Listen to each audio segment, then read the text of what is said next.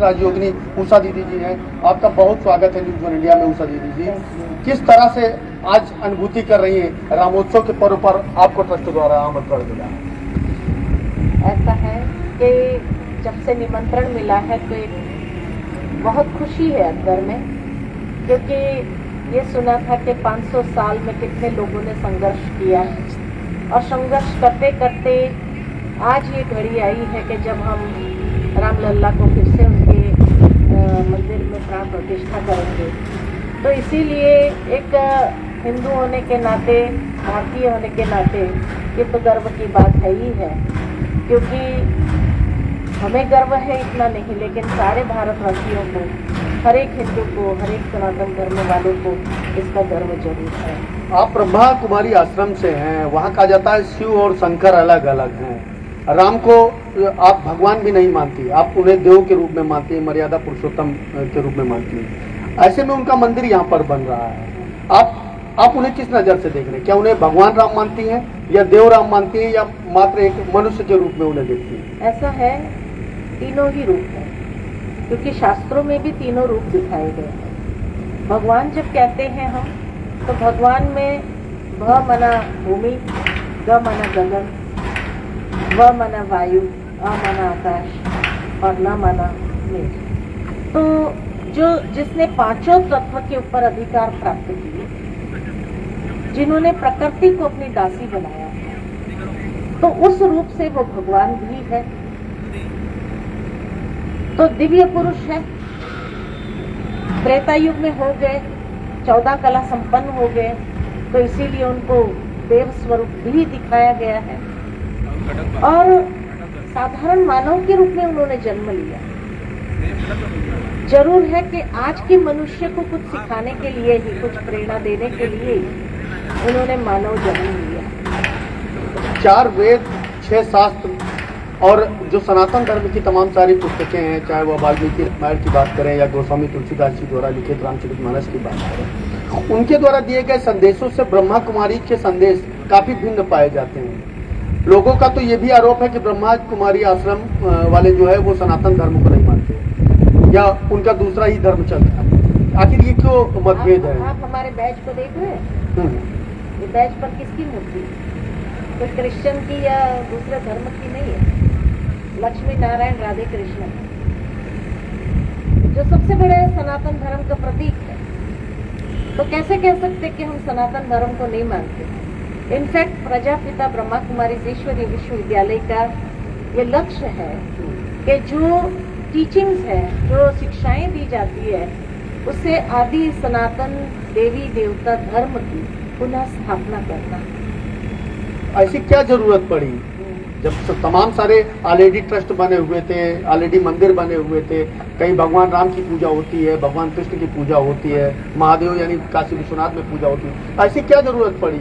ऐसा है कि हर एक पूजा पाठ में ज्यादा चले गए, या जैसे कहा जाता है कि कहीं न कहीं अंधविश्वास में भी लोग ज्यादा चले गए। तो आचरण करने की जहाँ बात आती है, वहाँ मैं नहीं, या हम तो कलयुगी है, साधारण मानव है, हम नहीं कर सकते, इसलिए पूजा पाठ करना, लेकिन उनके जीवन से प्रेरणा नहीं लेना, ये हो गया। इसलिए आवश्यकता पड़ी कि जहां नारी के लिए कहा जाता है कि माँ प्रथम गुरु है, वो बच्चों को जिस तरह से संस्कार दे सकती है और कोई नहीं दे सकता है। इसीलिए भगवान ने भी ये समझा कि जहाँ नारी का पूजन है वहाँ देवता रमते हैं, वास करते हैं। तो इसीलिए माता प्रथम गुरु है और इसीलिए नारियों का उत्थान जब तक नहीं होगा, उनको जब तक ये माना गया कि नारी नर्क का द्वार है, अरे नारी नर्क का द्वार है तो नर क्या है? तो इसीलिए जो है जब तक उसको उठाएंगे नहीं, उनको स्वर्ग का द्वार नहीं बनाएंगे, तब तक ये भारत की संस्कृति भी जो दिनों दिन गिरती गई, उसका उत्थान तभी होगा जब नारी का उत्थान होगा। नारी माँ और बच्चों की बात से आपकी याद आया कि अब ब्रह्मा कुमारी के आश्रम पर एक ये भी बड़ा आरोप लगता है कि आपके यहाँ लोग अविवाहित होते हैं, कहीं ना कहीं वो सृष्टि के नियम को चैलेंज करते हैं, शादी न करने की सलाह देते हैं, और जब शादी विवाह नहीं होगा तो आखिर कैसे जो है ये सृष्टि चलेगी? कि जब कुछ करना होता है ना तो कुछ त्याग भी करना पड़ता है। दोनों लड्डू साथ में लेकर नहीं चला जाता, दो नाव में पैर नहीं रखा जाता है, गिर जाए। इसलिए कोई चीज को प्रैक्टिकल करना है, किसी चीज के लिए हमें कमिटेड रहना है, प्रतिबद्ध होना है, तो उसके लिए कुछ त्याग करना भी जरूरी है और बिना त्याग के भाग्य नहीं प्राप्त होता है। दूसरी बात जो कहा जाता है कि अविवाहित है, सच पूछो तो हम अविवाहित है ही नहीं। हमने भी शादी की है, लेकिन उस ईश्वर के साथ, उस परमात्मा के साथ। और परमात्मा को जो दुनिया में लोग कहा जाता पति परमेश्वर, हमने परमेश्वर को पति बनाया। तो कौन कहता है?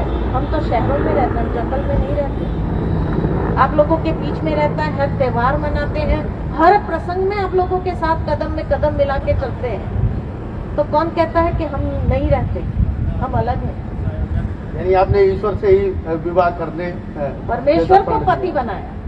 लोग पति को परमेश्वर मानते हैं तो भी नहीं मानते हैं, आजकल तो तुरंत डिवोर्स हो जाता है। अच्छा, अयोध्या में मंदिर फैसले के बाद से एक तरफ मंदिर का निर्माण शुरू हुआ, वही दूसरी तरफ तमाम सारे ट्रस्ट, श्री रविशंकर की बात करें या खुद जगत गुरु रामभद्राचार्य जी की बात करें या अन्य तमाम सारे संत महात्माओं और धार्मिक संगठनों के यहाँ पर ट्रस्ट बन रहे हैं, उनके लोग यहाँ पर लगातार आना जाना शुरू कर देते हैं। क्या ब्रह्मा कुमारी के आश्रम का भी कोई संस्थान अयोध्या में खुलने वाला है? ना है, हमारे 3-4 आश्रम है अयोध्या में पहले से।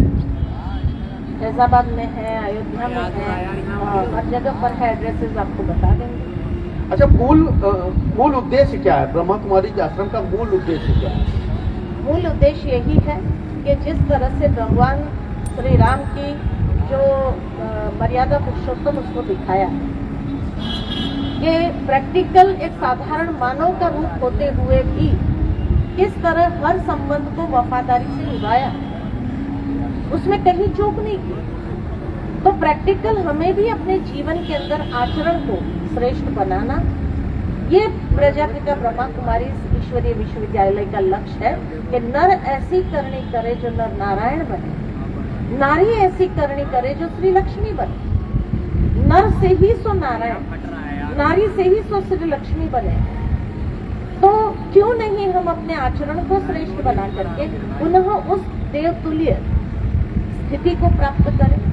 ये प्रजापिता ब्रह्मा कुमारी का लक्ष्य है। ब्रह्मा कुमारी आश्रम पर आय के स्रोत को लेकर के भी तमाम सारे आरोप लगते हैं कि इनकी आखिर आय का स्रोत क्या है, किस तरह से इतनी बड़ी व्यवस्था चलती है, कई देशों में जो है संगठन विस्तार कर रहा है और लगातार संगठन बढ़ता चला जा रहा है, आय का मुख्य स्रोत क्या है? ऐसा है कि एक परिवार कैसे चलता है, आपका परिवार कैसे चलेगा? बाहर चंदा लेने जाएंगे क्या?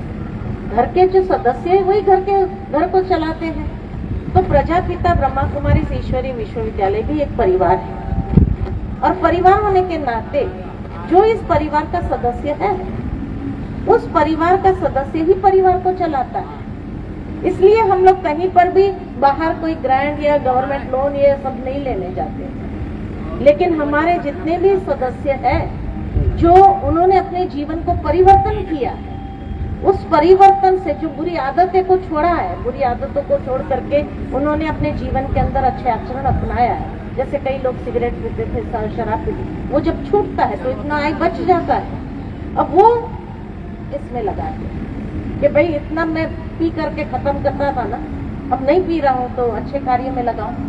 तो इस तरह से, और वैसे भी मैं आपको बताऊं कि जब हमारा कोई भी बड़ा प्रोजेक्ट होता है तो हमारी जो मुख्य प्रशासिका दादी प्रकाशमणि जी थी, तब से लेकर के ये बात चली आई है कि एक प्रोजेक्ट के लिए, कोई बड़ा प्रोजेक्ट होता यानी है कुल मिलाकर चंदा के रूप में और लोगों में बुराइयों को दूर करके अच्छाई जो है उसका निवेश किया जाता और है। एक एक रुपया पर डे, है। रुपया पर डे पर व्यक्ति ठीक है, दान एक करता जमा होता है। तो ठीक है, आपने बहुत अच्छी तरीके से न्यूज वन इंडिया पर हमारे सवालों का जवाब दिया और समय दिया, इसके लिए बहुत बहुत धन्यवाद। फिलहाल इस में इतना कीजिए।